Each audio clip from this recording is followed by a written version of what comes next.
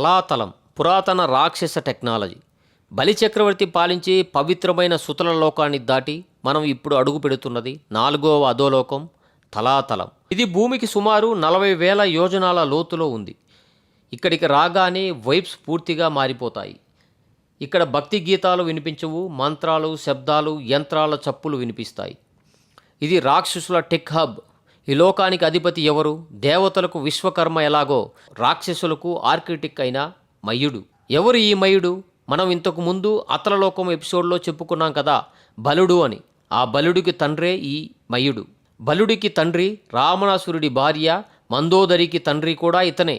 ఇతను సామాన్యుడు కాదు, మాయ అనే విద్యకు ఆచార్యుడు. మయుడు ఎప్పుడో, ఈరోజు మనం చూస్తున్న మోడర్న్ టెక్నాలజీ, బిల్డింగ్ కన్స్ట్రక్షన్స్ అన్నీ మయుడికి ఎప్పుడో తెలుసు.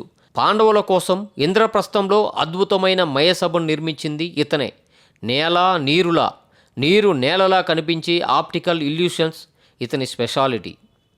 కానీ అసలు మయుడు ఈ తలాతలంలో ఎందుకు ఉన్నాడు? దానికి ఒక పెద్ద ఫ్లాష్ బ్యాక్ ఉంది. పూర్వం తారకాసురుడికి కొడుకులు 3 ఉండేవారు. వారి కోసం యముడు 3 అద్భుతమైన నగరాలను నిర్మించారు. అవి నేల మీద ఉండేవి కాదు, ఆకాశంలో ఎగురుతూ ఉండేవి. ఒకటి బంగారంతో, ఒకటి వెండితో, ఒకటి ఇనుముతో చేసినవి. వాటినే త్రిపురాలు అంటారు. వాటిలో కూర్చుని రాక్షసులు లోకాలను హింసిస్తుంటే పరమశివుడు తన కోపంతో ఆ 3 నగరాలను భస్మం చేశాడు. కానీ ఆ నగరాలను డిజైన్ చేసిన మయుడి టాలెంట్ని చూసి శివుడు ముచ్చటపడ్డాడు.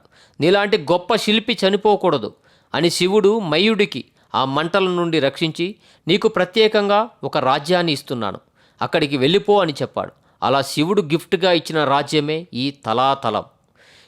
ఈ తలాతలంలో మయుడు ఎప్పుడూ ఖాళీగా ఉండడు. కొత్త కొత్త మాయలను కనిపెడుతూ ఉంటాడు. శత్రువులకు కనపడకుండా మాయం అవడం ఎలా, ఒకేసారి అనేక రూపాల్లో కనిపించడం ఎలా, గాలిలో ఎగిరే యంత్రాలను ఎలా తయారు చేయాలి, ఇలాంటి విద్యలన్నీ ఇక్కడ ప్రాక్టీస్ చేస్తూ ఉంటారు. అందుకే దీనిని మాయాజాల ప్రపంచం అంటారు. ఇక్కడి రాక్షసులు మహామాయావులు. వీరిని యుద్ధంలో చేయించడం దేవతలకు కూడా కష్టమే.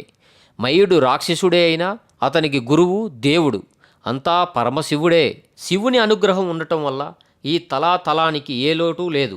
సుదర్శన చక్రం భయం కానీ, ఇంద్రుడి వజ్రాయుధ భయం కానీ ఇక్కడి వారికి లేదు. మయుడు ఇక్కడ మహాచార్యుడిగా ఉంటూ తన జాతికి రక్షణ కల్పిస్తున్నాడు. విజ్ఞానం అజ్ఞానం రెండూ కలిసిన వింత లోకం ఇది.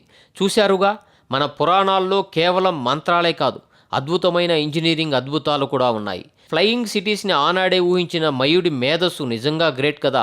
అయితే ఈ టెక్నాలజీ ప్రపంచాన్ని దాటి కిందకు వెళ్తే సీన్ మొత్తం మారిపోతుంది. అక్కడ మనుషులు ఉండరు, రాక్షసులు ఉండరు. కేవలం కోపంతో బుస్సలు కొట్టే 1000 తలల సర్పాలు మాత్రమే ఉంటాయి. అదే మహాతలం. గరుత్మంతుడికి భయపడి పాములు దాక్కున్న ఆ లోకం గురించి వచ్చే ఎపిసోడ్లో చూద్దాం. ఈ వీడియో నచ్చితే లైక్ చేయండి. త్రిపురాలను నిర్మించిన మయుడు టెక్నాలజీ గురించి మీ కామెంట్లో తెలియచేయండి.